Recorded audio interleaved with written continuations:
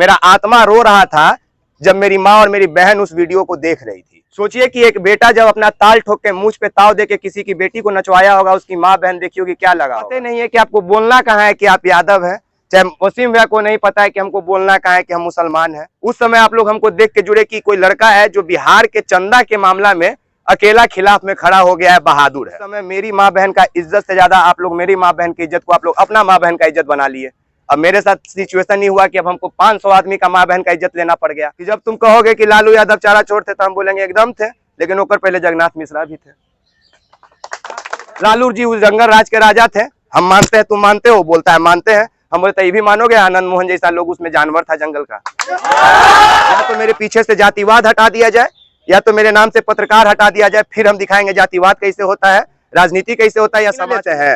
रोते भी देखते हैं, हंसते भी देखते हैं, गाली देते भी देखते हैं और अच्छा बात भी बोलते देखते हैं। मगैया जवान के बहन को हम नचवाएं तो उसका रीजन ये नहीं था ना कि उसको हमको बदला लेना, नहीं, हमको इन तमाम लोगों को ये बताना था ना कि तुम लोग जिस उम्मीद को खड़ा किए हो वो उम्मीद आखिरी वक्त तक जलेगा तुम लोगों के लिए। भैया अगर सोशल मीडिया पे कोई इस उम्र में सबसे ज्यादा एनर्जेटिक आदमी है तो मनीष यदुवंशी में आप लोग भली भांति जानते होंगे इनको, ठीक है। अब आते हैं मेन अपना बात रखते हैं कि बात क्या इकट्ठा क्यों हुए हैं। सबसे बड़ा सवाल ही था ना कि शायद आज से पहले बिहार में या देश में कोई सोशल मीडिया का क्रिएटर अपने लोगों को इस तरह से नहीं बुलाया था। हाँ, ब्लॉगर आजकल मीटअप उटअप करता है, हम लोग वैसा आदमी नहीं थे, बड़ी छोटा आदमी है। जिस तरह से बोलते हैं उसी तरह से बोलेंगे, ढेर बोलेंगे। कहे कि जब हम ऑन स्क्रीन बोलते हैं तो 25-30 मिनट बोल देते हैं, तो आप लोग तो आ गए तो जोश बढ़ गया है, आधा घंटा तक बोल सकते हैं। पर सुनिए अब कि इकट्ठा क्यों हुए हैं।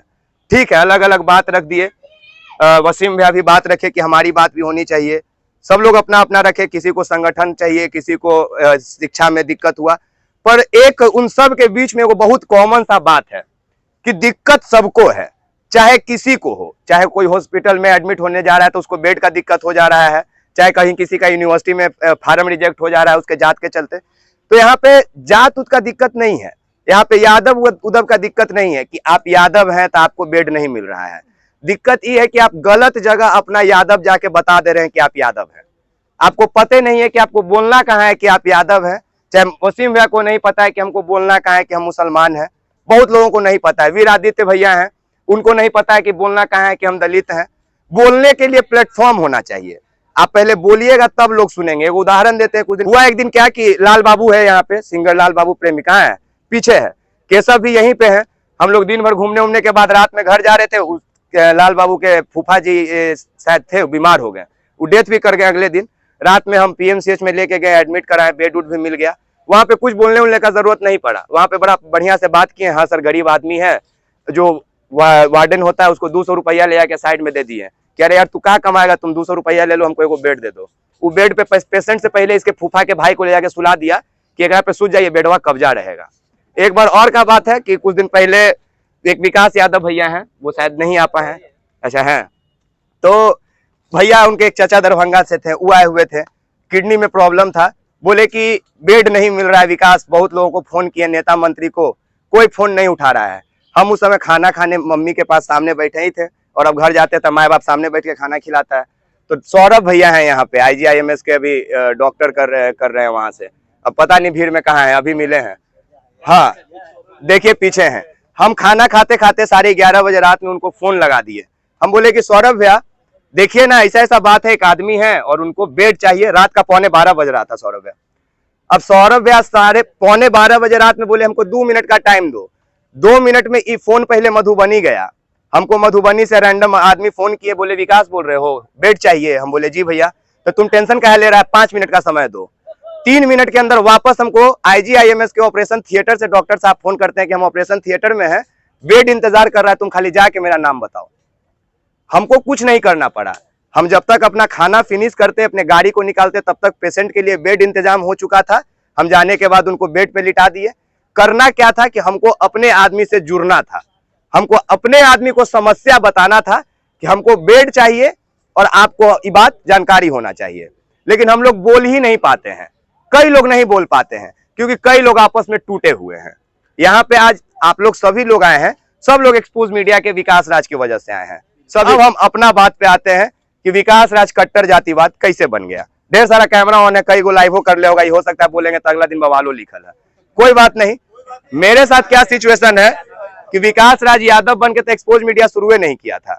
विकास राज को जब आप लोग जाने उसके 1.5 साल पहले से एक्सपोज बिहार चल रहा था, और एक्सपोज बिहार से विकास राज 2 महीने के बाद ही कमाने लगा था, क्योंकि टेक्निकली माँ बाप पढ़ा दिया था, पढ़ के आए थे दिल्ली से, टेक्निकल स्ट्रांग थे, तो फेसबुक से कमाई कैसे करना है ये पता था। कहे कि जब मोदी जी डिजिटल इंडिया पे अपना प्रचार करा रहे थे तो प्रचारवा देखते हम नहीं हो रहे थे, तो पता चल रहा था कि आने वाला टाइम इसी का है। तो सोशल मीडिया पे जब एक्टिव हुए तो एक्सपोज बिहार पे आए, आप लोग उसमें जुड़े। उस समय आप लोग जुड़े तो ये देख के नहीं जुड़े कि विकास राज जो है वो एक्सपोज बिहार वाला यादव है। उस समय आप लोग हमको देख के जुड़े कि कोई लड़का है जो बिहार के चंदा के मामला में अकेला खिलाफ में खड़ा हो गया है, बहादुर है। बहुत लोग जुड़े, अलग अलग कास्ट से जुड़े। उसी प्रकरण में एक ऑडियो वायरल हुआ जिसमें यह बात निकल के आ गया कि विकास राज यादव है। हम तो आजो राजे हैं, हम तो आज भी विकास राज है, क्योंकि हम पत्रकार हैं। हम आप सबको बोला कि हम सामने में बोल दे रहे हैं ये बात कि विकास राज यादव नहीं है। पर हाँ, बात हम समाज का उठाएंगे। कहां उठाएंगे कि जब तुम कहोगे कि लालू यादव चारा चोर थे, तो हम बोलेंगे एकदम थे, लेकिन ओकर पहले जगन्नाथ मिश्रा भी थे। हम ही नहीं बोलेंगे क्यों नहीं थे, हम बोलेंगे एकदम थे। अब हमसे कहता है कि बिहार में जंगल राज था, हम बोले एकदम था। लालू जी उस जंगल राज के राजा थे, हम मानते हैं, तुम मानते हो? बोलता है मानते हैं। हम बोले तो ये भी मानोगे आनंद मोहन जैसा लोग उसमें जानवर था जंगल का? मानना तो दोनों चीज तुमको पड़ेगा ना दोस्त। अगर जंगल में कोई राजा था तो कोई जानवर भी होगा जो शिकार करता होगा, पॉसिबल है। तो सोशल मीडिया पे जब हम कदम रखे तो हमको जाति से जोड़ा जाने लगा। हम बहुत ज्यादा जातिवाद नहीं करते थे, हालांकि झेले बहुत ज्यादा थे। इतना ज्यादा झेले थे कि नस नस में नीचे अंगूठा से लेके ऊपर तक शरीर का जो बाल है वहां तक में कट्टर जातिवाद भरा हुआ है, फिर भी नहीं कर सकते हैं। क्यों? क्योंकि हम पत्रकार हैं। अब बार बार हम क्यों बोल रहे पता है? क्योंकि ये टैग है जो मेरे लिए अभी साफ है। या तो मेरे पीछे से जातिवाद हटा दिया जाए, या तो मेरे नाम से पत्रकार हटा दिया जाए, फिर हम दिखाएंगे जातिवाद कैसे होता है, राजनीति कैसे होता है, या समाज को लेकर कैसे बढ़ा जाता है। पर हमने पत्रकारिता को ही अपना माध्यम बनाया, और आप लोग को यही बताने के लिए हम बुलाए हैं कि आजीवन विकास राज पत्रकार ही रहेगा। क्योंकि पत्रकार नहीं रहने से समाज में क्या होता है पता है? आप लोग कभी भी जंगल राज के जानवर बना दिए जाते हैं। बिल्कुल उसी तरह जैसे आज आनंद मोहन क्रांतिवीर बना दिया गया, बाहर निकलने के बाद बना दिया गया ना। आप लोग के सामने कई पत्रकार उसको लिख रहा है कि क्रांतिवीर है। बिल्कुल यही होता है। पर अब हमारे पास मीडिया है, मतलब हम लोगों के पास अब वो ताकत है कि एक रात में अपने मैसेज को, अपने परेशानी को अपने ही लोगों तक मिनटों में लाखों लोगों तक पहुंचा सकते हैं। और 1 लाख लोग मिलके अगर एगो बेड नहीं इंतजाम करा पाए तो लालत है। पांडे से प्रॉब्लम क्यों भाई? क्या है? चितरंजन राय सर एगो आ गए हैं, आइए बताते हैं क्या है प्रॉब्लम है। एक दिन गड़िया में चलते चलते ना, हम इनका जवाब यहीं से देंगे। हाँ चलिए हम अपना कंटिन्यू करते हैं, ठीक है। अब आते हैं कि विकास राज कंट्रोवर्सी में क्यों रहता है।